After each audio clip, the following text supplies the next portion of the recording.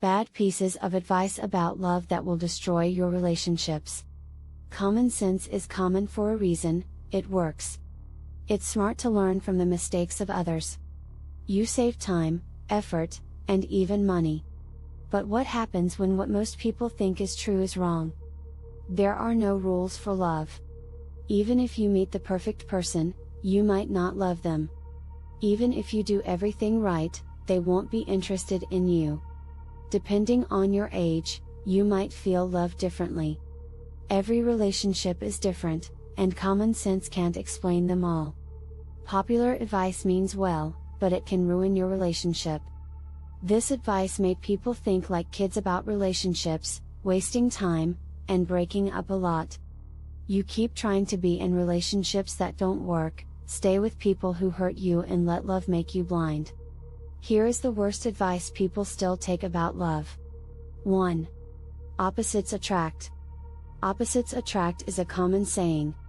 Love stories between people who used to be enemies are very interesting. But that's all they are, books made up of stories. This isn't how things work in real life. Both of you should be interested in the same things. Your routine is where you meet people. You will spend most of your time with your partner if all goes well. Even though you don't think about it, you'll have to find something to do with this time together. Imagine your boyfriend loves parties.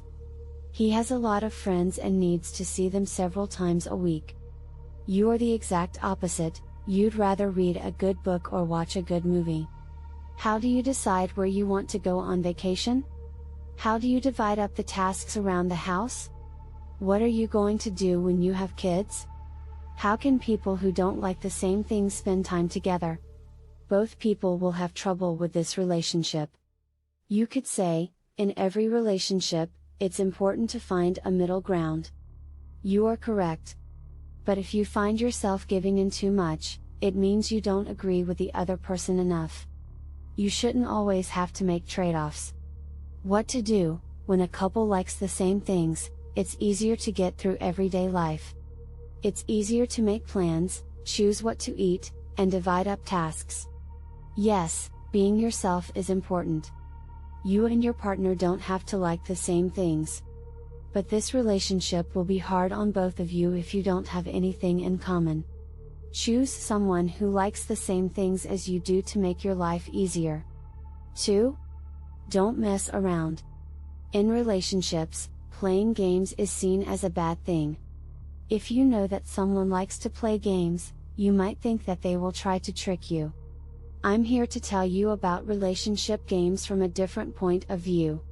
People who don't play games do what they want to do. They text when they want to, are honest about how they feel, and do what makes them happy. But because they are too worried about being transparent, they might miss clear signs. People who play games can tell what's going on in a room. Imagine that you went on a first date with a great guy, and everything went perfectly. You're falling in love because all you can think about after the date is him. You'd like to text. But he takes hours to answer, and when he does, it barely leaves room for a conversation. He doesn't care as much as you do. Even if you don't play games, you always text. If you do, you will back up and give him space. You aren't trying to be hard to get, you're just matching his energy. You have to have the same vibe as your partner. When one person cares more than the other, it doesn't work. What to do? Never try to trick other people. But when you meet new people, you don't have to tell them everything. When you hand over everything you have, you look like you are in trouble. When you're in love, it's hard to see things as they are. You can figure out what's going on by playing games. When you look at a situation without bias, you can act in the right way. You don't act based on how you feel. 3. Take a break. Every relationship has its ups and downs, even the healthiest ones. The difference is that happy couples learn how to work through these issues. The worst thing you can do to your relationship is to take a break. When a couple has problems, they must work together to solve them. You need to work together because the solution must work for both of you. But what's the point of a break? It makes you stand out. You make it hard to talk when it's most important. Breaks make you think you've solved the problem because you say, "We're working on it while we're apart." Yes, you might need a clear head. But problems won't go away if you don't deal with them. You must deal with them, no matter how difficult it is. What to do? Most relationship problems are easy to solve when people talk to each other. Instead of avoiding your partner, try to figure out how you feel and tell them. Work on your communication skills by listening, being open to criticism, coming up with a list of solutions together, and speaking up. Make sure your message gets across. 4. Do what your heart tells you. Disney would have you believe otherwise, but love doesn't win over everything. Love is important, but it's not enough to make a relationship work in real life. Relationships need work every day. Imagine that you are married, and your dream is to have children. But your husband doesn't want that because he would rather spend his whole life working. You care a lot about each other. But you don't want the same things, which will hurt one of you very much. You love each other, but being together will make you both unhappy. Love is great, but for a relationship to work, there needs to be trusted, the same goals, money, and respect. What to do? Love alone isn't enough. That's a very young way to look at relationships. Here are some other important things to think about in your relationship. Your goals and how much money you have. Your goals for your career.